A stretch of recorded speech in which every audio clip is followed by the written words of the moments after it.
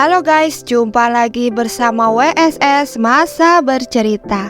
Hari ini aku akan menceritakan sebuah tragedi yang bernama Tragedi Khachaturian, yang menjadi salah satu peristiwa hukum paling kontroversial di Rusia dalam beberapa dekade terakhir. Kasus ini menyoroti persoalan serius terkait kekerasan dalam rumah tangga, hak-hak perempuan, dan perdebatan moral serta hukum tentang pembelaan diri terhadap pelaku kekerasan. Pada tahun 2018, 3 saudara perempuan yang bernama Kristina, Angelina, dan Maria dituduh membunuh ayah mereka yang bernama Mikhail Khachaturian setelah bertahun-tahun mengalami penyiksaan fisik, seksual, dan psikologis di tangan sang ayah.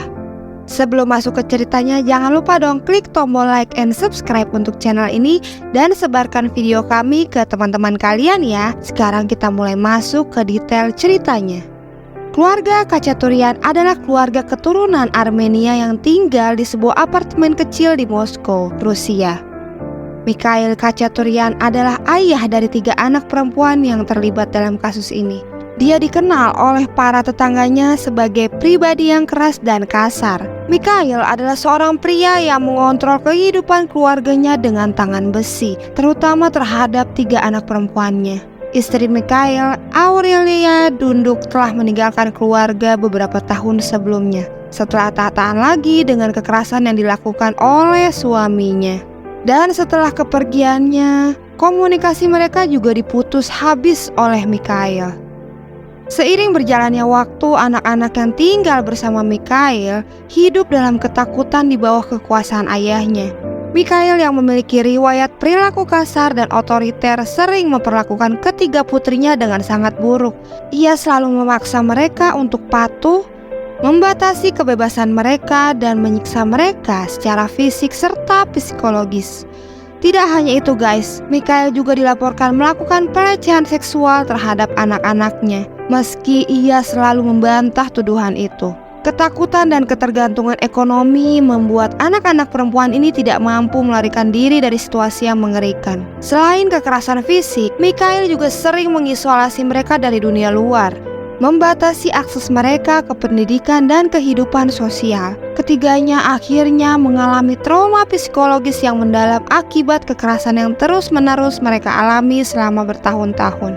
Selama bertahun-tahun, Kristina, Angelina, dan Maria hidup dalam kondisi yang tidak manusiawi di bawah kendali ayah mereka. Mereka juga tidak hanya secara fisik, tetapi juga mengalami berbagai bentuk penyiksaan psikologis yang merusak mental dan emosi mereka. Mikhail diketahui sering mengancam akan membunuh mereka dan menggunakan kekerasan sebagai cara untuk mengendalikan setiap aspek kehidupan mereka. Penyiksaan yang dilakukan oleh Mikhail bukanlah hal yang bersifat sementara, melainkan terjadi secara berkelanjutan selama bertahun-tahun. Berikut akan kami jelaskan rincian bentuk penyiksaan yang dilaporkan terjadi dalam keluarga Khachaturian. 1 adalah kekerasan fisik dan psikologis, yaitu Mikhail secara rutin memukul 3 anak perempuannya dan seringkali tanpa alasan yang jelas. Ia juga menggunakan benda-benda seperti sabuk, tongkat, dan alat lain untuk menyiksa mereka. Mereka sering dikurung di rumah tanpa izin untuk pergi keluar dan hanya bisa berinteraksi satu sama lain. Dia juga membuat mereka merasa rendah diri dan tidak berharga karena ia seringkali menghina mereka secara verbal. Kedua ialah pelecehan seksual.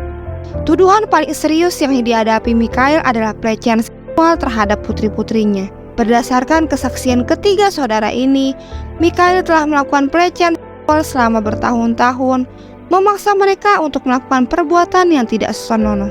Mikhail memaksa anak-anaknya untuk memuaskan hasrat bejatnya.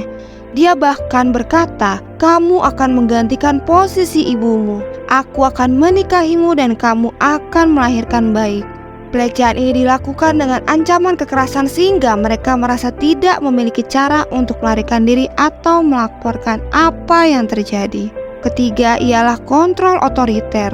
Mikhail selalu mengontrol segala hal dalam kehidupan pribadi mereka, mulai dari makanan yang mereka makan hingga pakaian yang mereka kenakan. Ia juga mengisolasi mereka dari dunia luar, melarang mereka bersekolah atau bekerja, sehingga membuat mereka sepenuhnya bergantung padanya. Keadaan ini mendorong ketiga saudara perempuan Khachaturian ke titik di mana mereka merasa tidak memiliki pilihan lain selain melakukan sesuatu yang drastis untuk mengakhiri penderitaan mereka. Pada tanggal 27 Juli 2018, ketiga saudara perempuan Khachaturian mengambil keputusan tragis yang mengubah hidup mereka selamanya. Pada malam itu, setelah bertahun-tahun mengalami penyiksaan, mereka akhirnya menghabisi ayah mereka di apartemen keluarga tersebut. Berdasarkan penyelidikan, pembunuhan tersebut terjadi setelah Mikhail memarahi dan mengancam akan membunuh mereka dengan aerosol pepper spray atau sebuah semprotan merica yang diarahkan ke wajah mereka. Akibatnya, Kristina yang menderita asma diyakini pingsan akibat serangan tersebut. Sebuah laporan baru menunjukkan Mikhail kemudian membawanya ke kamar mandi, lalu menuangkan vodka ke atas badannya dan membuka pakaiannya. Sungguh teganya.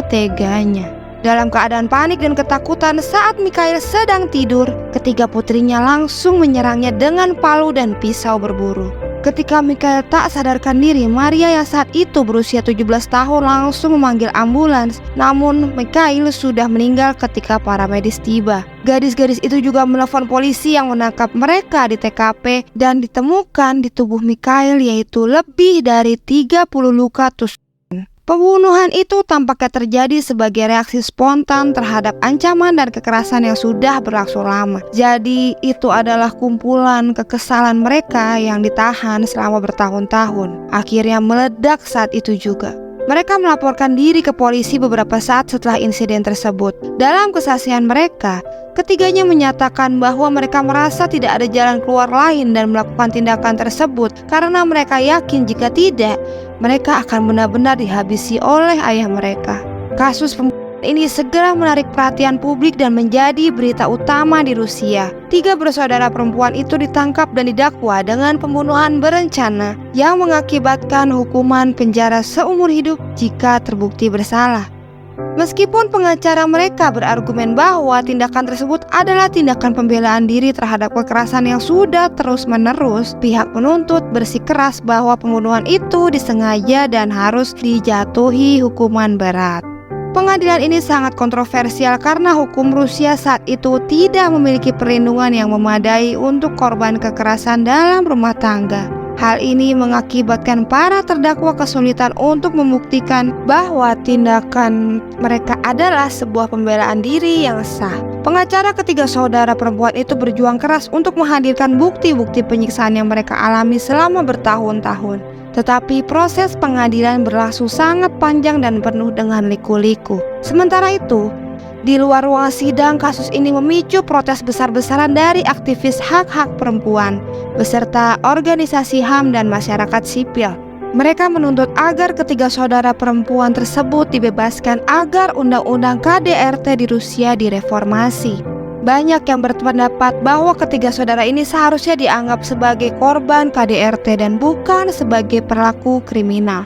Pada tahun 2020, pihak kejaksaan akhirnya mengurangi dakwaan terhadap Maria yang saat itu masih berusia di bawah umur pada saat kejadian dengan menganggapnya sebagai korban eksploitasi oleh ayahnya. Kedua saudara lainnya, Kristina dan Angelina, tetap didakwa dengan pembunuhan, tetapi dalam konteks kejahatan yang dilakukan di bawah tekanan besar. Ya, jadi itulah guys, kasus keluarga Khachaturian. Gimana menurut kalian? Kasus ini, seorang ayah yang harusnya menjadi pahlawan bagi putri-putrinya malah menodai dan menghilangkan masa depan putri-putrinya. Ya, terima kasih sudah menonton video kami. Mohon maaf jika ada kesalahan dalam penyebutan nama, baik korban atau tersangka. Sampai jumpa di kasus selanjutnya. Assalamualaikum.